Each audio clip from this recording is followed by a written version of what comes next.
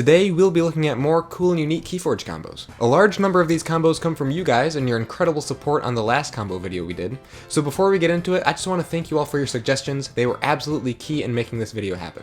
The first combo comes from Logos and Mass Mutation, involving two rare cards, the first of which is Adaptoid. In my opinion, Adaptoid is one of the neatest creatures in the game, reading, after you play a card with a bonus icon, for the remainder of the turn, Adaptoid gains, choose one. +2 armor, or Assault 2, or Fight, Steal 1 Ember. Since Adaptoid appeared in Mass Mutation, where enhancements were most prevalent, there is no shortage of bonus icons for Adaptoid to feed off of. But what's really cool is that these abilities stack, meaning you get to choose one of these abilities every time you play a card with a bonus icon. And this is where the second card in the combo comes into play, Cyberclone. Cyberclone reads, play, purge another creature. Until Cyberclone leaves play, it has power equal to the purged creature's power, and gains that creature's armor, keywords, and traits. In our case, the order we want to do this in is to first play a whole bunch of cards with bonus icons, stacking up Adaptoid's keywords and or armor. Then you'll probably want to use Adaptoid for whatever you need, then play Cyberclone to purge Adaptoid, permanently buffing Cyberclone with the keywords and armor that just got stacked on Adaptoid. Depending on what you need in your current situation, and how many cards with bonus icons you played, you could end up with a Cyberclone that has a ton of armor, or a massive amount of assault. Unfortunately, you can't load up on the Fight Steal 1 effect since fight abilities aren't technically keywords, but even without that, it still has a lot of potential to be a very potent combo. Next is another Mass Mutation combo, this one appearing in House Shadows. It involves Vandalize and Fidget, with Vandalize being a wonderful action card that reads, look at the top 3 cards of your opponent's deck, discard 1 and put the others back in any order. Vandalize is some nasty deck manipulation to begin with, allowing you to get key value cards away from the opponent. But it gets even better with Fidget, who reads, reap, discard a random card from your opponent's archives or the top card of their deck. If that card is an action, play it as if it were yours.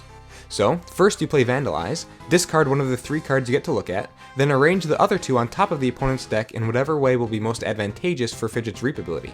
Reap with Fidget, and play that action card as if it were yours. Next is a combo from Dark Tidings, one that will very rarely go off, but when it does, there's little else like it in the game. It involves 2 cards, the rare Unfathomable artifact Effigy of Melaruk, and the fantastic Untamed action card Waste Not. Effigy of Melaruk reads, after an enemy creature reaps, put an Awakening counter on Effigy of Melaruk. If there are 6 or more Awakening counters on Effigy of Melaruk, move it to a flank of your battle line as a creature with 100 power and 100 armor. Its text box is considered blank. This is a simply outrageous effect on its own, becoming far and away the largest creature in the game, although it requires the opponent to reap 6 times before it activates. Combined with Waste Not, however, it becomes something so much more than just a galaxy-sized creature on your side of the board. Waste Not reads, destroy a friendly creature. Draw cards equal to half that creature's power, rounding up. I'm sure you can already see how this whole thing works. Play Waste Not to destroy your Effigy of Melaruk, a 100 power creature, to draw 50 cards. That's literally your entire deck you get to draw into your hand. And obviously, when you have your entire deck in your hand, the potential is limitless, and that's probably the game lost for your opponent depending on where the game is. The fourth combo is a neat one for the flexibility it provides during board control, and it comes in the form of Light of the Archons paired with Quintrino Flux. Quintrino Flux essentially has you choose 2 power values, one of them from a friendly creature, and one of them from an enemy creature, then each creature with those power values gets destroyed. In this scenario, you can use Light of the Archons either defensively or offensively.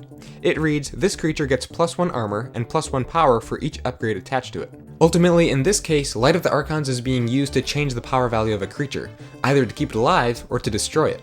You could throw it on a creature to match its power value to the ones that are being destroyed, or to make it so it doesn't match the chosen power values, and so it remains alive. It won't be useful in every situation, but having the ability to switch up some power values when Quintrino Flux goes off can be quite helpful. For this next combo, we're going back a few sets to Age of Ascension. This combo involves 3 cards, 2 of them coming from House Logos and the other from Shadows. First you play Binate Rupture, which obviously you have to because it's an alpha. This will double the amount of Ember in each player's pool, and in this combo, ideally you'll want to play it when the opponent already has lots of Ember, so they'll be gaining lots of Ember. Then you play Helperbot, allowing you to play a card out of house.